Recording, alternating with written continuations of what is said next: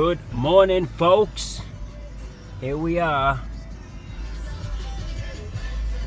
Oh, I can't play that because then they'll remove my video from YouTube.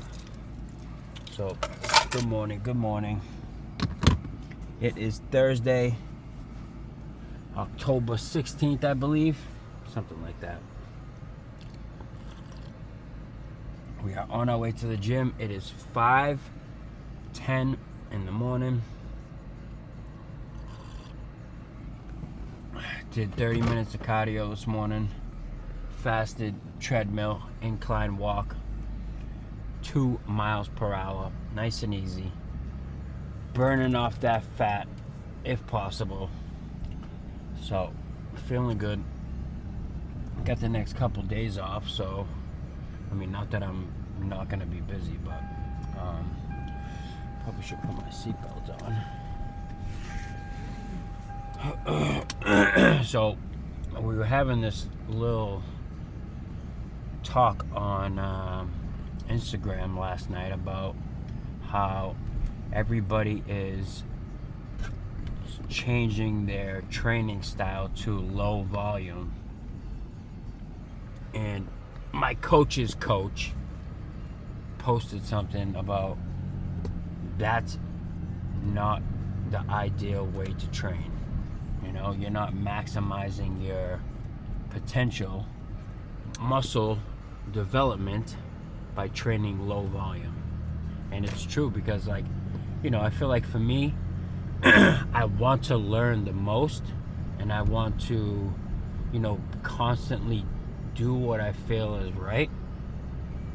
But also, when I, you know, as I look back at it after, like, you know, reading his post and then going back and forth, like, as a human being, I'm also looking for the easier, softer way, you know what I'm saying? Like, not that I don't go to the gym and train hard, because, you know, obviously I do, but am I really pushing myself, you know? And that's more like what he was getting at, is that obviously you can train low volume, and then, you know, because I actually spoke about it a couple videos ago where, you know, I was training less volume, and lo and behold, I was recovering faster, and I was able to train almost every day. But although that worked, I could potentially be doing the same amount of volume I was doing before or more, and still recover and have rest and, you know, put my body in the optimal position to grow muscle. I mean, I don't know how much muscle I'm going to grow at 45 years old, but I'll tell you one thing. I mean, I haven't been training as a bodybuilder for 25 years, you know what I'm saying? Like, I was just an athlete, played sports, basketball player, then I did like Spartan races and calisthenic type stuff, and then I started weight training, and then probably, you know, a couple years into it, I was like actually training hard and focused on, you know, bodybuilding style training. So I don't feel like, you know, I'm at my natural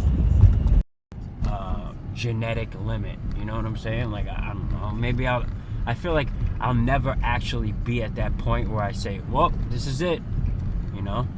Like, because I'm always pushing myself to, you know, to keep getting better, and not necessarily, like, I'm not trying to be a 250-pound bodybuilder. That's not my goal. Every day now, my phone just keeps fucking falling off my tripod, because my phone weighs probably 100 pounds and my tripod is weak as fuck.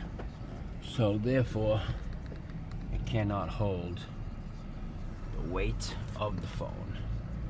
And plus, you know, driving in Boston, the fucking roads are absolutely garbage. So everywhere you go is giant potholes, and my phone just can't hack it. So by the time I get around the corner, it falls. So anyway, I'm not trying to be a 250 pound bodybuilder. I'm just trying to grow as much muscle as I can, and then, you know, by the end of probably like somewhere next summer, figure out what my plan is to compete. I mean, I really just want to like stop prep now. You know, I want to fucking compete again, but I also need to, you know, I feel like I'm just starting to be at 100% where I have no nagging injuries. You know, I'm not binge eating from being such low body fat. And, you know, I think right now I'm in an optimal state to, you know, do some work. So I don't want to just give that up, you know. And I think it's definitely harder for me to, you know, like, I don't want to go through the whole summer without being like lean enough to take my shirt off at the beach and feel good. You know what I'm saying? Like, I'm a bodybuilder. I don't want to look like a slob when I'm, you know, taking my shirt off. So some of that plays a factor when it gets closer to summer.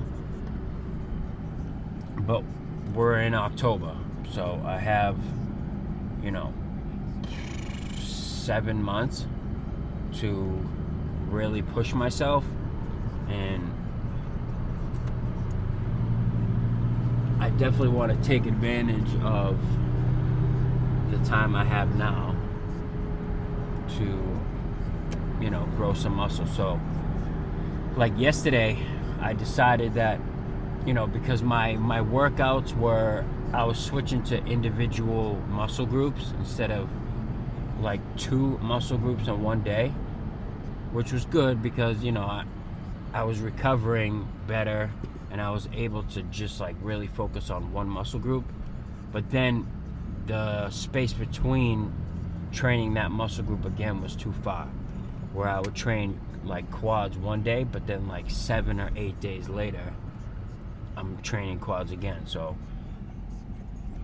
I mean, not saying that I can't grow muscle that way, but I wanna do the most that I can in the time that I have. So I'm going to be so my plan is I'm going to have a workout that I break down where it's gonna be chest, triceps, and then it's gonna be quads, and then it's gonna be, or maybe I'll do quads and hamstrings like I normally do, and then back, biceps, then quads and hamstrings, and then shoulders and abs. And then I'll be able to like have one rest day and then repeat that. So I'm basically hitting the same muscle groups twice in like 5 days, 4 days, which is better than, you know,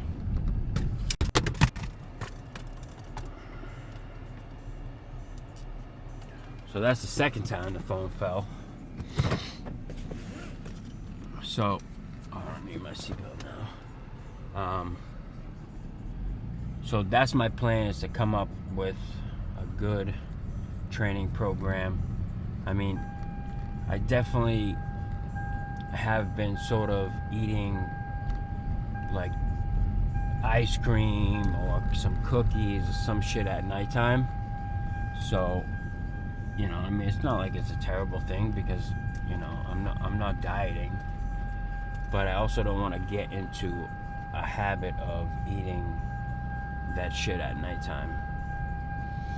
So, I mean, we'll see how the next few weeks go and try to lock down some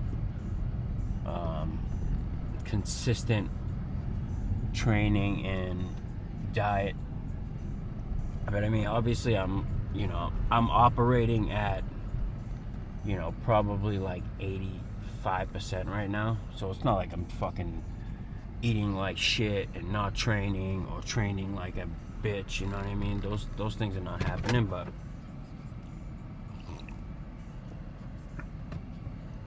optimal training and optimal nutrition is the goal for muscle growth. So today we're training hamstrings only. We got 5 exercises, basically 12 reps each set, except on RDLs. That one set is going to be 20 reps, so that's what I've been doing, and it's been killing my hamstrings. So that's the plan. So we're going to get in there, we're going to get it done. Stay tuned.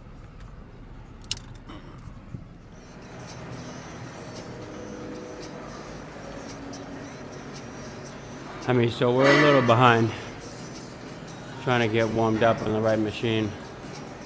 But so we switched to lion leg curl today. We're gonna do 2 working sets, 12 rep max. Let's get it.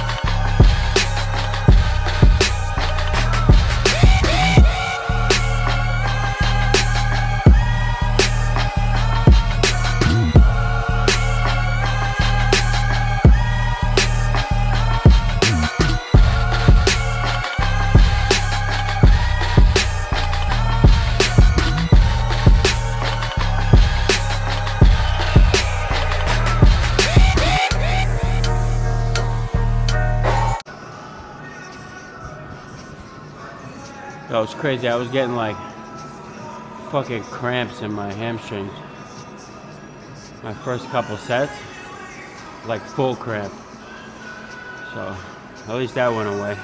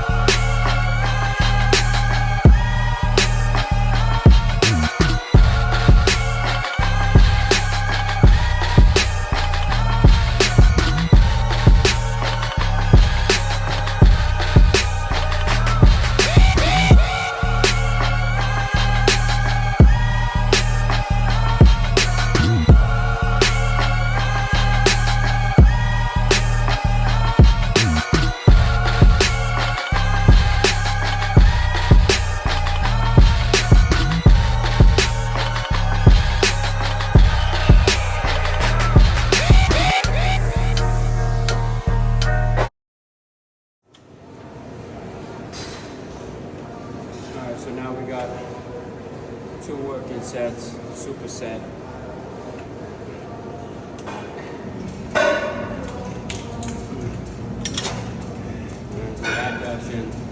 Abduction right next to it. 12 reps. Let's go.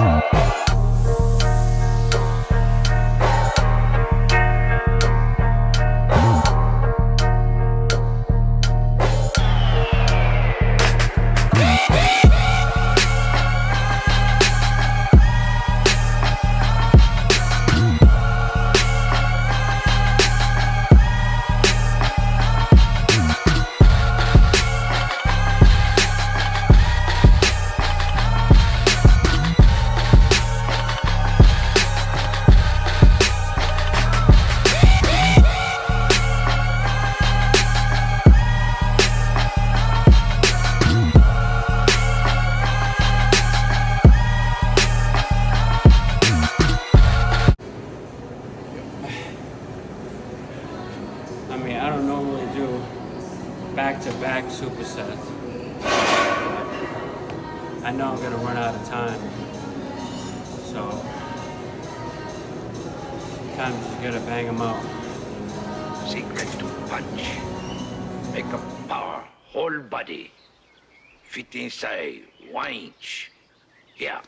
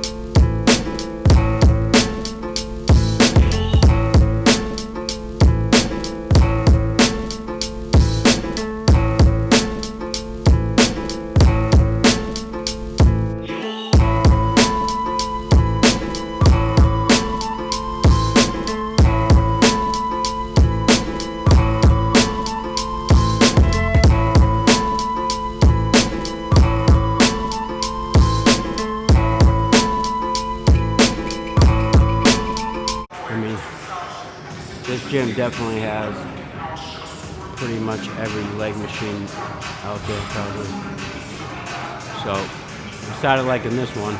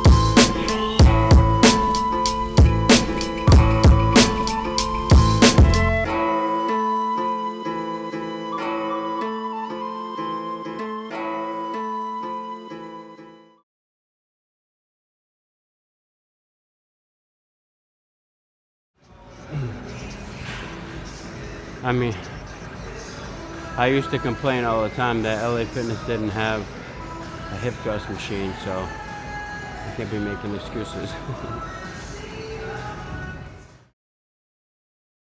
Last set, so I just did 15. Last set, I did 20, so 5 more reps.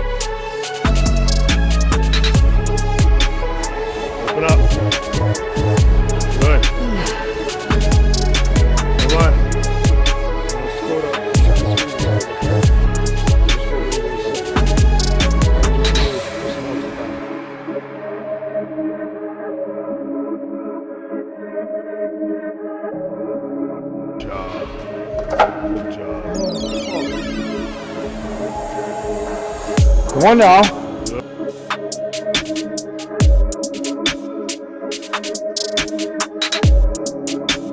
Like I said, I think I got in the mindset during my prep last year of more. So, volume was just,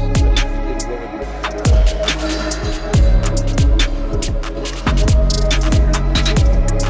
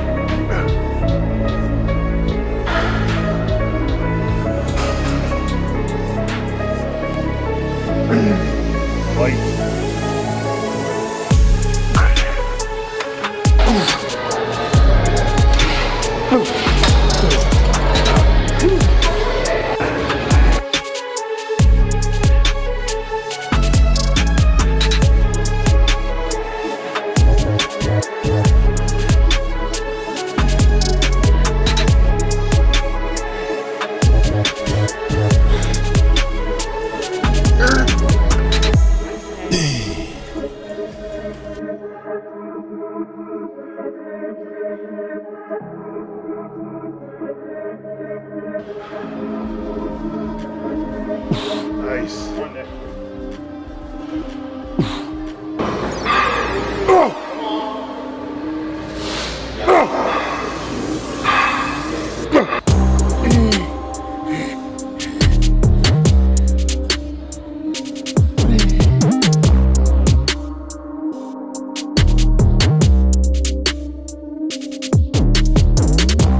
He's checking off all the boxes, crossing the T's, dotting the I's.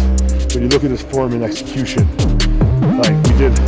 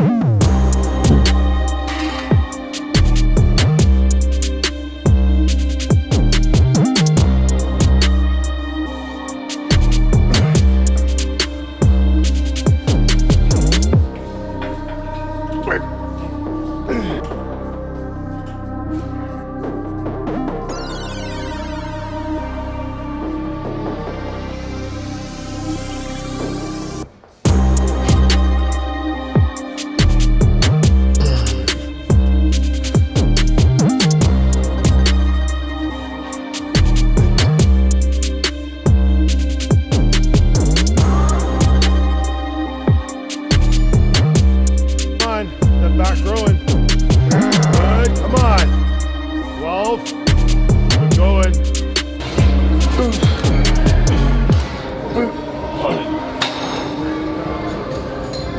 Again, focus on contraction of that weight. Slowly centers. Come back hard. That's why they look that way. And just being able to train with Nick and just to see some of those crazy genetics